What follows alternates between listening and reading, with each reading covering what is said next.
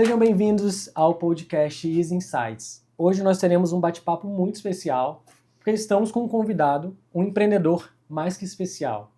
Ele é professor universitário, trabalha na parte de relações públicas dentro da UVV, da Coordenação de Direito, e tem vários empreendimentos. Daniel Donadello, muito prazer aqui te receber e obrigado pelo convite, aceitar esse convite. Obrigado. E queria saber aí essa questão da UVV, empreendedorismo, marketing digital. Tem muita coisa aí envolvida nessa máquina. Tem Me conta sim. isso, como que chegou essa estrutura aí de tantas coisas dentro de você e do seu profissional? Então, primeiro eu queria agradecer a participação, o convite.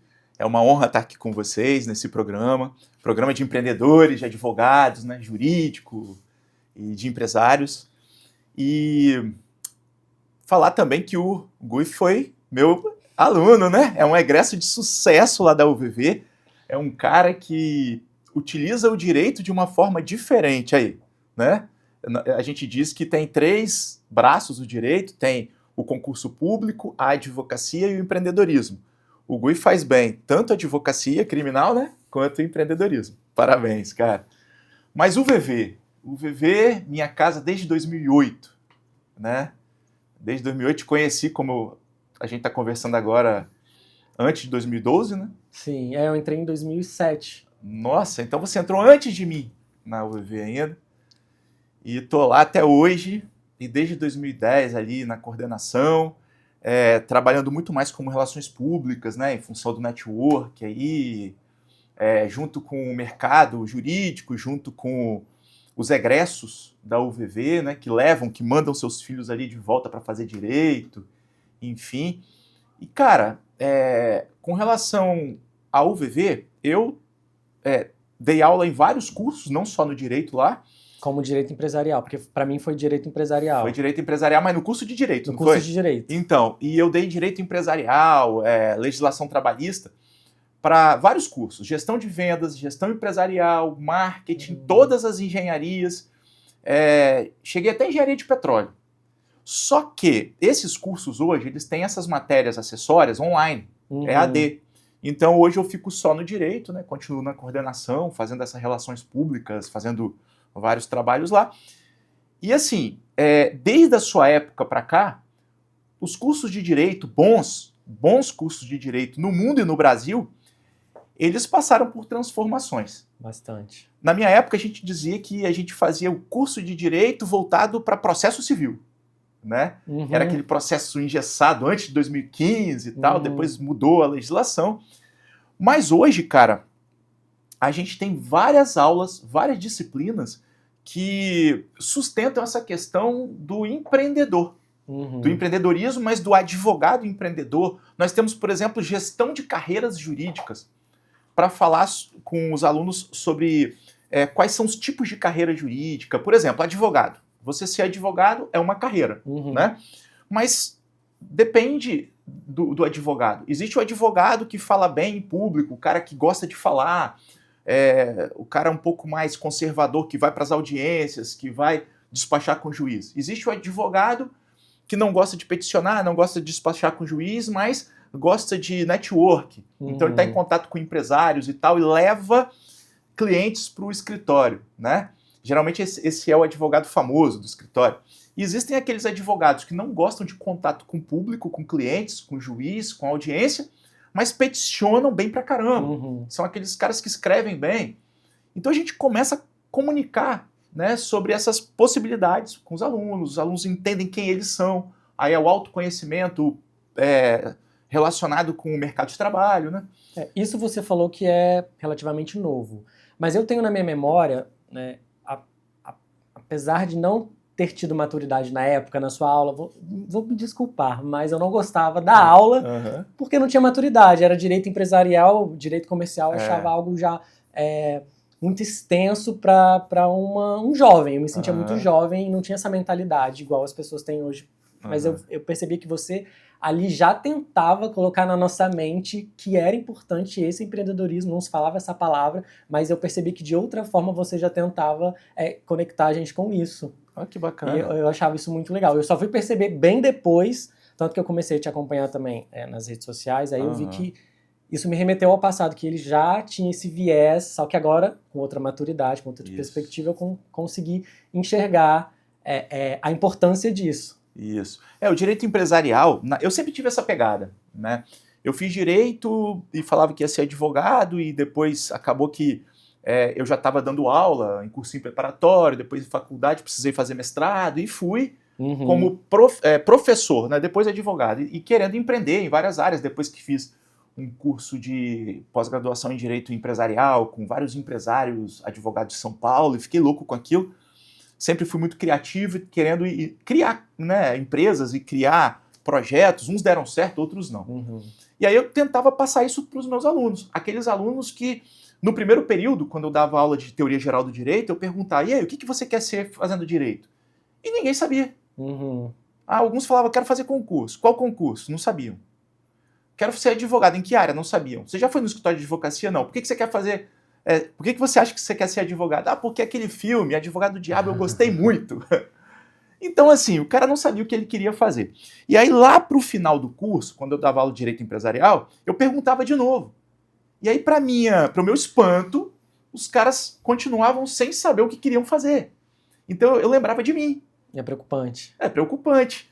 E aí eu sempre fui assim, eu sempre tentei mostrar para o aluno, tentei entender qual era a vibe do aluno e tentava levar esse cara para ser alguém na área do direito e para que ele entendesse o direito de uma maneira mais macro, né, e não só como concurso e advocacia, concurso e advocacia. Né? Tem gente que tem esse dom, segue, Sim. Mas tem gente que não tem. Tem um leque muito grande. Tem um leque grande o direito. Mas assim, aí depois da pandemia, cara, eu já percebendo isso, esse meu viés, eu estudei gestão de carreiras jurídicas, orientação de carreira, né? Fiz muitos cursos, fiz curso de coach, mentoria, curso com Maurício Sampaio, fenômeno aí da área de carreiras, deu mentoria para pessoas da Globo, né, para grandes empresários e tal.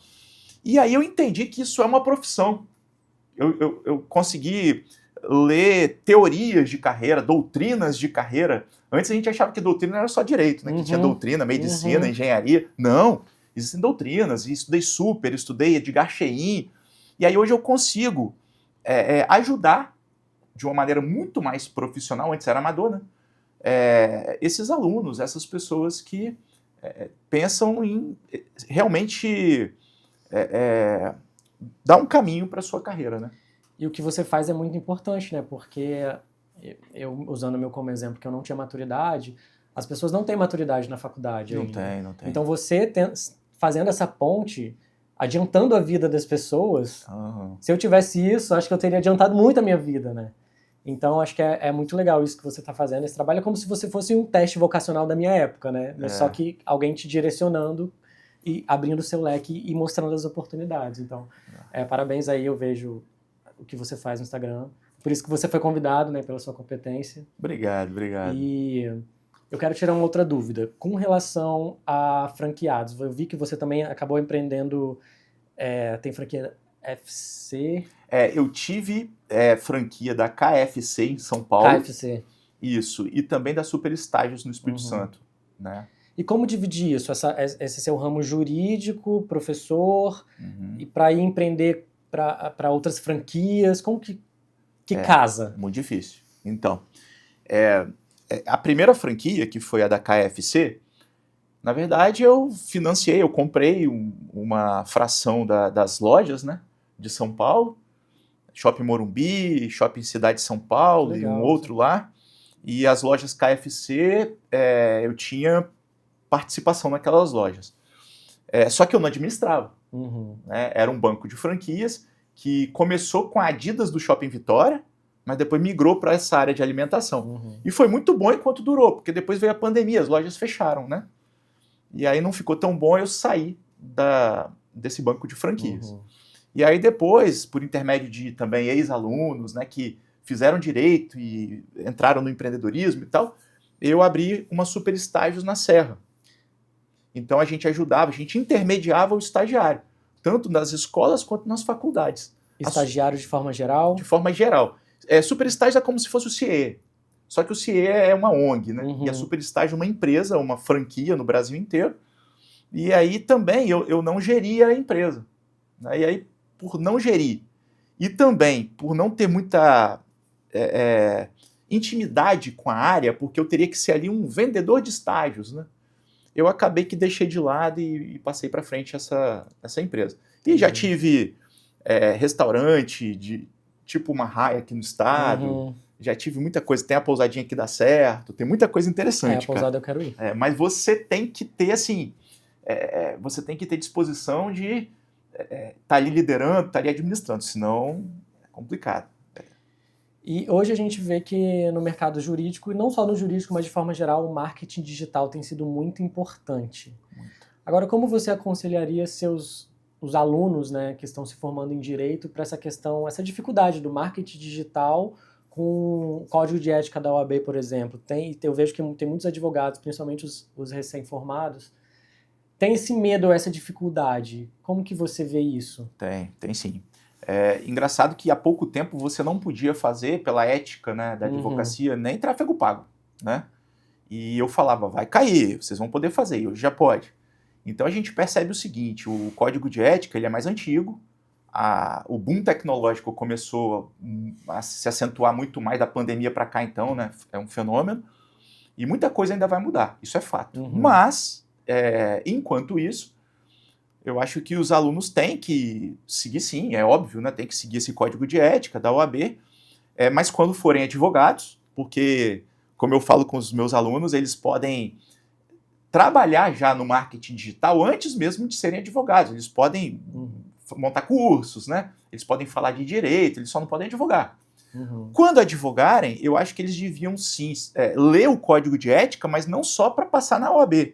Porque tem muito aluno que, né, lê o código de ética, passei na OAB, marquei xizinho, gabaritei ética e agora não quero nem saber. Aí fica perguntando, pode isso, pode aquilo? O cara lê o código de ética, lê o estatuto da OAB, né? Porque tá tudo dizendo ali o que você pode, o que você não pode. Poxa, eu costumo dizer para os meus alunos de empreendedorismo e tal, que eles podem falar o que eles quiserem como professor. Ele é advogado da área criminal, como você, então ele vai falar alguma coisa na área criminal e vai falar que se a pessoa estiver passando por aquele problema, é interessante procurar um advogado especialista, né? Tem o seu sem pedir para me contrata. Exatamente, você não pode fazer jingle, você não pode vender como se empresário fosse, né? Dancinha no YouTube falando que você é o cara. Então, assim, tem formas de você vender e tem muito ex-aluno, muito advogado que vende muito bem a advocacia. A gente chama até de escritório híbrido, né? Eles conseguem ter clientes do seu estado ali, que vão no seu escritório de maneira física, orgânica e etc. E ao mesmo tempo eles conseguem também buscar clientes no Brasil inteiro, como por exemplo na advocacia previdenciária, né? Então tem muita gente que faz aquelas consultas previdenciárias no Brasil inteiro e tá tudo bem. Distância online. Exatamente, isso é muito bacana. E se um advogado que não entende nada de marketing digital, marketing jurídico, pede socorro, Daniel, o que eu faço para começar? Qual a dica, ou qual a orientação para dar esse start aí no marketing digital de um advogado que está já bem atrasado nesse sentido? Então, bacana. Tem muita gente que, como empresários também, que ainda nem entraram nessa área, né? E nós já estamos na era da inteligência artificial e o cara ainda nem se informatizou a empresa, né? Não está na mídia digital ainda. Imagina advogado que é tão conservador, não é isso? Primeira dica, você tem que conciliar, você tem que abrir um Instagram, os mais conservadores um Facebook, mas o Instagram, os mais radicais aí até um TikTok, e você tem que mesclar algo da sua vida pessoal com a sua vida profissional. Então você fala ali coisas sérias e ao mesmo tempo para dar engajamento e tudo mais, você coloca alguma coisa da sua vida pessoal, como por exemplo... Para conectar, né? Para conectar com a pessoa, com as pessoas que estão ali assistindo, conhecendo você, ver que você também é humano, que você também tem dores, né? E tudo mais. Sai com o cachorrinho para passear, fala alguma coisa ali, mostra o cachorrinho, mas ao mesmo tempo já no outro post você fala alguma coisa séria que vai remeter a uma venda, né? Legal. E faz esse contraste aí. Outra coisa que eu sempre falo, principalmente para os alunos mais jovens e tal, é que é interessante você ter uma postura mais séria. Aí vai variar muito, depende muito do ramo do direito. Se você está querendo buscar clientes na área de direito do consumidor, Pô, da área do direito do consumidor você tem jovens e tudo mais, então até tem gente que até com dancinha tá dando certo. Eu não concordo muito, mas até com dancinha tá dando certo. Agora, se você vai para a área do direito, como a gente falou agora, previdenciário, são pessoas mais velhas, né? Sim. 65, 60 anos, que talvez não concordem com esse tipo de atitude. E afasta. Afasta esse cliente. Então teria que ser um vídeo, um post mais conservador e etc. Então você tem que estudar também o público, né? Tá parecendo a minha mãe. Minha mãe falava isso comigo. Meu filho, cuidado com o que você tá postando no seu Instagram, você é um advogado. Aí que legal. Mas é isso mesmo. Eu, quando comecei, e eu nem sabia se ia dar certo, foi bem antes da pandemia, foi lá para 2014, 2015, postar tudo, né? Eu me comunicava com o jovem, porque eu estava na UVV. Então, eu me comunicava com o jovem que pensava em fazer direito, estava na dúvida. E aí, alguns advogados me criticavam, falavam assim, pô, Daniel, você está com a linguagem estranha, mas eu não estava falando com eles. Eu estava falando com o jovem, então eles não entendiam, hoje eles entendem. Sim. Né? Então, você tem que estudar a linguagem. Você quer chegar em quem? Pensa nisso, foca nisso daí. Muito bom. E com relação aos seus cursos, eu vi que você chegou a vender cursos online na Hotmart, por exemplo. Não sei se foi só de carreiras jurídicas ou outros de empreendedorismo. Como montar um curso e se dar bem nessas vendas online? Hoje em dia que isso tem facilitado, mas tem muita gente que tem dificuldade, quer fazer, mas não consegue. Tem. Como que seria isso? Como que você conseguiu? Porque você teve um bom desempenho no resultado final, nesse seu objetivo. Tive. Na verdade, os 2 primeiros cursos que eu vendi foram de aceleração profissional, né, para pessoas voltadas para a área do direito. Só que não era só para a área do direito. Os primeiros 2 cursos que eu vendi foram para uma startup. Eu frequentava muito o Google São Paulo, né, que hoje é o Google for Startups. Então, todas as férias eu saía daqui, ia estudar, ia fazer cursos em São Paulo, frequentava o Google São Paulo na época, e tinham vários juristas ali estudando, eu já sabia, porque eu era amigo de alguns, e lá eu percebia que estavam vendendo escritórios inteiros na Avenida Paulista e criando plataformas digital. E ali, conversando com aquelas pessoas e com pessoas também, com empresários que tinham a ver com direito, eu consegui vender esses cursos online. Mas perceba, eu não vendi o infoproduto. Eu vendi cursos gravados, curso online, mas eu vendi como pessoa física. Toma aqui, entreguei na mão dos empresários. Esses foram meus 2 primeiros cursos que eu vendi. Aí depois, com base nisso, eu peguei esses cursos, melhorei, mudei, porque eu não tinha como vender o mesmo. E aí vendi na Hotmart, depois passei para Eduz e foi bem bacana. Assim, Gui, eu sou professor, então eu já tenho facilidade, né? Por ser professor de carteira assinada, com muito orgulho, há uns 25 anos. Mas eu acho que se uma pessoa quer entrar nessa área, ela tem que ter afinidade com as câmeras, ela tem que começar a ser desinibida, tem que estudar um assunto que realmente atraia as pessoas. As pessoas hoje não querem, por incrível que pareça, eu como professor falando isso, mas as pessoas hoje não querem se aprofundar, salvo exceções, né? Não querem se aprofundar em quase nada. Mas elas querem receita de bolo, elas querem conseguir algo para ganhar dinheiro, algo para acelerar a profissão, algo para, né? E aí você tem que ter uma receita, você tem que ter um método. E se você tiver esse método, convencer a pessoa de que realmente vai funcionar, e realmente tem que funcionar, porque senão não dá certo, realmente ajudar as pessoas, e as pessoas perceberem que vai ajudá-las, aí você vai vender. Passado essa parte de conseguindo ter essa familiaridade com a câmera, como que a gente vende? Como que a gente chega nas pessoas para ter muitas vendas? Então, aí entra o orgânico. Eu já tinha um Instagram orgânico, eu participei durante um tempo da comunicação da UVV. E ali os meus seguidores aumentaram, percebi nitidamente. Né? Mas já tinha muitos seguidores. Tinha uns 9 mil, que era bastante. Fui para uns 16 mil na época, né? E, ao mesmo tempo, conheci um pouco dessa área do marketing digital e já tinha um pouco de afinidade, né? Já sempre gostei de me comunicar. E então, já tinha um orgânico. E aí eu comecei a estudar o tráfego pago, né? Com Sobral e com outros mais, e comecei a fazer. Só que eu percebi que não dava para fazer tudo. Ao mesmo tempo, eu ser o expert, eu falar, eu ser o professor, ao mesmo tempo eu editar o vídeo, ao mesmo tempo eu fazer o tráfego pago, e aí comecei E parece que o tráfego pago também não é assim. Pagou e já vendeu. Não. Tem todo um estudo. Tem todo um estudo. E quando você acha que deu certo e melhorou um pouquinho, aí piora as vendas. E aí você vai, coloca mais dinheiro, às vezes não vende tanto. Coloca menos dinheiro e vende. Então você tem que chegar num senso comum. Então, para vender, você tem que ter um bom produto, né? Você tem que mostrar conhecimento. Você não pode vender porque você quer, você tem que mostrar conhecimento em alguma área, numa área que as pessoas queiram comprar, que resolva o problema de alguém. E você tem que se fazer conhecido, você tem que se transformar de uma maneira ou de outra numa referência digital, né? É interessante que você ceda algumas dicas de graça, porque tem o princípio da reciprocidade, né? Você deu de graça, o cara vai comprar alguma coisa sua, e você tem que ter esse orgânico, pelo menos comigo foi assim, às vezes não precisa, mas eu tive o orgânico e depois eu tive que fazer o tráfego pago também para vender para o Brasil todo. E deu certo.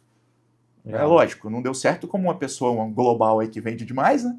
Mas foi bacana. Se fosse para escolher uma profissão, uma só, sem ser biomédico, qual seria?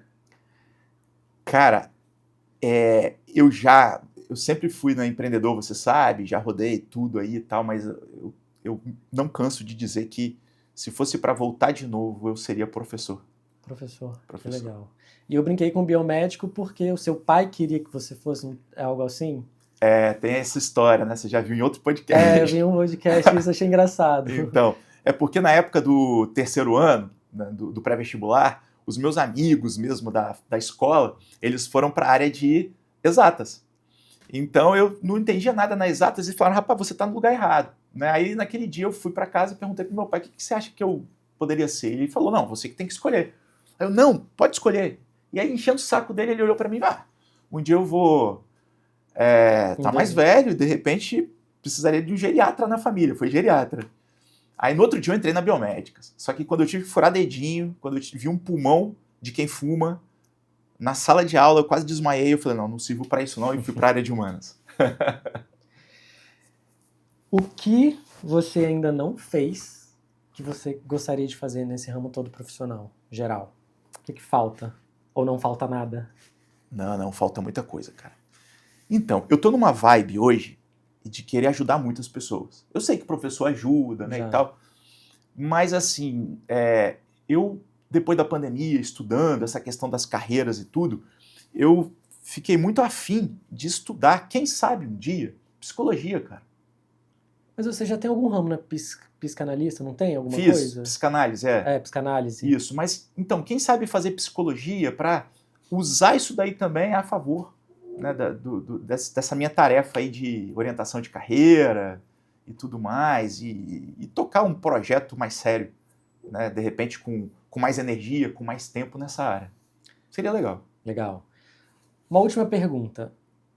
Você foi mentor e está sendo mentor para muitas pessoas. Quem foi o seu mentor?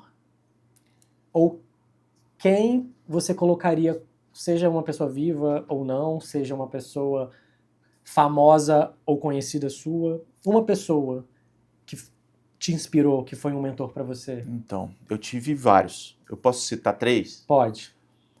No início da minha carreira, eu não sabia, a gente achava que ia ser advogado e tal, e eu já comecei a dar aula para crianças, e minha mãe foi mentora nessa área, mas eu ainda não tinha formado. Ela me ajudou a começar a dar aula, porque ela era professora, né? E aí, me incentivando, na graduação, você tem que ser professor universitário, foi Gabriel Bittencourt.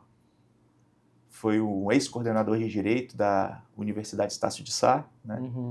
Que foi um cara que falou, você vai fazer o mestrado, você tem que fazer isso e tal. E eu fui atrás e, deu muito certo. Gabriel Bittencourt, historiador capixaba e advogado, né?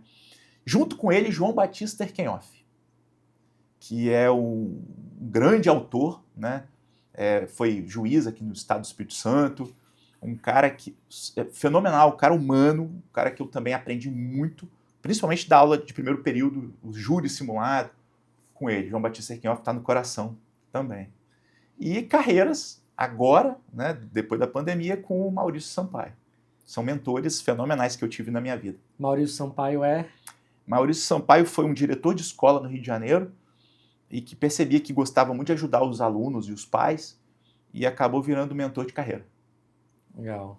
Né? E sai na televisão e é um cara bem famoso. Daniel, muito obrigado pela sua presença, pela sua aula. Que Bom isso. estar com você de novo depois de tanto tempo. Estamos aí virtualmente sempre nos conectando, né? Falei que era a última pergunta, mas só para finalizar mesmo, como que você divide essa energia? Porque tem muita coisa acontecendo na sua vida, é quase uma máquina, e a gente precisa viver. Eu vejo que você também faz esporte, né? Faz. Como que você divide essa energia? Para eu fazer orientação de carreira, para eu estar lá na UVV dando o máximo, para eu estar em coordenação, para eu fazer isso tudo, rapaz, as dores são muitas. Chegar lá na minha casa e perguntar quem é o Daniel, vão falar, cara, o cara às vezes está aqui malzão e tal. Se eu não tivesse dores, eu não sentiria, eu não conseguiria estudar coisas para resolver esses problemas que são meus e que são de outras pessoas. Né? Bom psicólogo é aquele que já teve dores e aí sabe resolver. Então essas dores são diárias, psicológicas né, enfim. O tempo é curto e a gente tenta fazer esse tempo aumentar e não dá tempo, às vezes fim de semana fazendo feira de profissões, enfim. Mas o tempo que eu posso, eu faço esporte, sim. Eu fazia luta no passado, fazia parapente no passado. Meu filho nasceu, eu fiquei com medo do parapente, porque meus amigos que me levaram para esse esporte caíam, né? E eu fiquei, não posso cair, tem que trabalhar, né? E aí hoje eu faço ciclismo, cara. Tô gostando demais. Eu voltei, há 20 anos eu fazia, quando eu entrei na UVV, até com alunos e tal, e ia pro meio do mato aí, andar de mountain bike. E hoje em dia eu descobri uma bicicleta híbrida. Eu queria ir para o Rio de bicicleta, aí um lojista me falou assim, não, se você for para o Rio não vai de mountain bike, você vai com uma bicicleta mais veloz, que não é nem a bicicleta speed, porque ela só pode andar no asfalto, e nem a mountain bike que é mais devagar, é para mato. Você vai com uma gravel, né? E aí eu comprei uma gravel, cara, tô apaixonado. Então eu ando no asfalto, eu vou pra trilha, e às vezes com alguns amigos, às vezes sozinho, e, pô, é sensacional. Emagreci pra caramba, e isso hoje em dia é o que me desestressa bastante. Ótimo. Muito obrigado aí pela sua participação. Eu que agradeço. Vai voltar em breve, eu acredito. Deus quiser. E é isso, galera. A gente terminou esse bate-papo maravilhoso com nossa aula que nós tivemos aqui com o professor Daniel Donadella. Até a próxima. Obrigado, gente.